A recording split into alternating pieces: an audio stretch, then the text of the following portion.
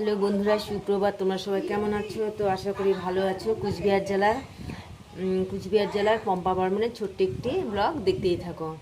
তো আমরা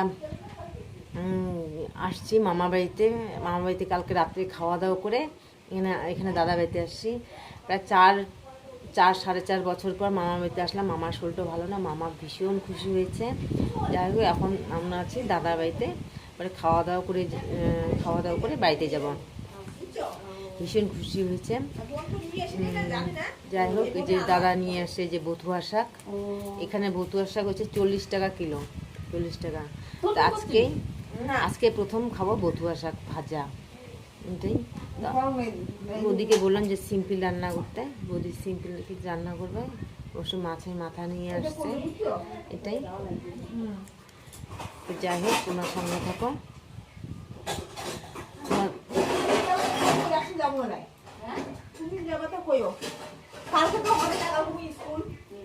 বথুয়া শাকগুলো সেই তাজা আছে, গ্রামের শাক।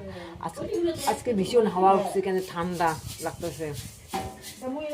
মেয়েকে স্নান করাবো না, আমরা তো স্নান করছি।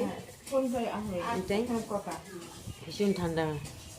12টা বাজে, দেখো এখনো গায়ে চাদর দিয়ে আছি। বোনও গায়ে চাদর দিছে।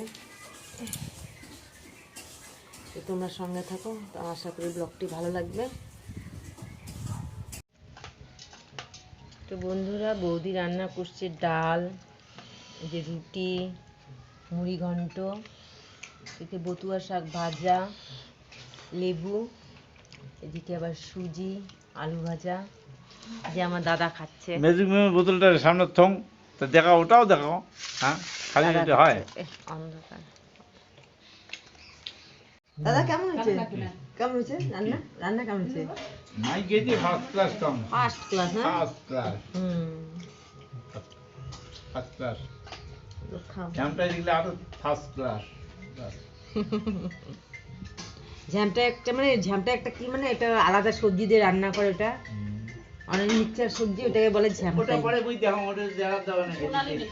এর জন্যই আছে, কলমের জন্য আছে। ধরুন কই তোর বাবা কই জানে, তোর বাবা ফোন করতে না, আগত ফোন করতে 1.5 ঘন্টা নেলাই দিলে ফোন করতে। মাথা ঘুরবে। তো এটা আমার হচ্ছে মিষ্টি দাদা। যতদিন এই মিষ্টি দাদা আছে ততদিন আমরা আমার হচ্ছে কয়টা 266 জন সাবস্ক্রাইবার ফ্যামিলি।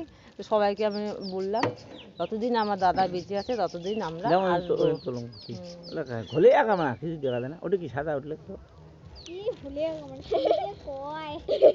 দাদা একটু এইভাবে কথা বলে, তুমি মনে কিছু নিও না। দেখো দাদা তোমাদেরকে ফটো তুলছে। আমার একটা মিষ্টি দাদা, তো মনে কিছু নিও না। যাই হোক, দাদা ভীষণ আমাদেরকে ভালোবাসে।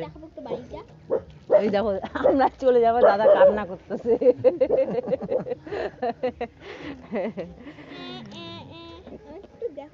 ঠিক আছে, তোমার সঙ্গে থাকো।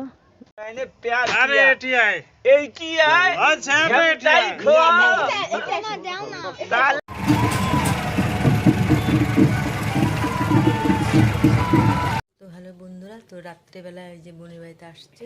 তো খাওয়া দাওয়া করলাম, খাওয়া দাওয়াটা তো শেয়ার করলাম না। সিদ্ধ ভাত বোন রান্না করলো, আলু সিদ্ধ, বেগুন পোড়া, এগুলো দিয়ে রান্না করলো।